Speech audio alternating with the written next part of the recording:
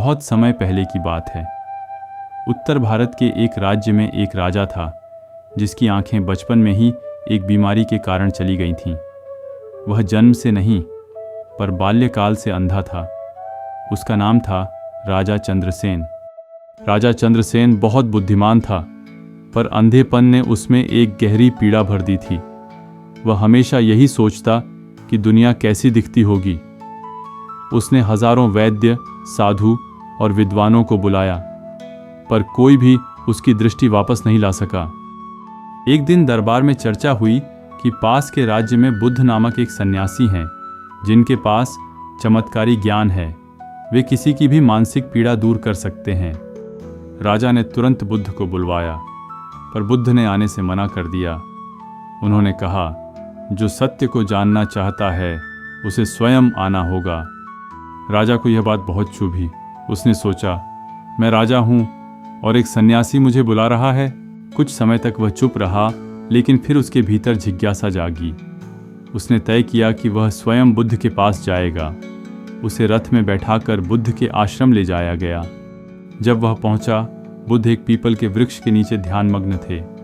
राजा ने अपना परिचय दिया और कहा, गौतम, मैं अंधा हूँ, मेरी आंखें कभी देख नहीं सकीं। क्या आप मेरी दृष्टि लौटा सकते हैं? बुद्ध ने उसकी बात सुनकर कहा, राजन, क्या आप वास्तव में देखना चाहते हैं? राजा थोड़ा चकित हुआ। बोला, हाँ, इसी उद्देश्य से तो आया हूँ।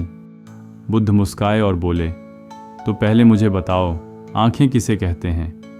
क्या सिर्फ दो गोल मांस के टुकड़े जो रंग और रूप दिखाते हैं, या वह भी आंख है जो भीतर की सच्चाई को देख सके? राजा थोड़ी देर चुप रहा, फिर बोला, जो मुझे शांति दे सके। मैं थक चुका हूँ इस अंधकार से। बुद्ध ने राजा का हाथ पकड़कर उसे ध्यान की सरल विधि दी। कहा, हर दिन कुछ समय के लिए मौन बैठो, अपने भीतर देखो। वह अंधेरा जो बाहर है उतना कष्टदायक नहीं जितना भीतर का अंधकार है। उसे देखो, पहचानो और धीरे धीरे वह उजाला बन जाएगा। राजा ने कई सप्ताह तक ध्यान किया।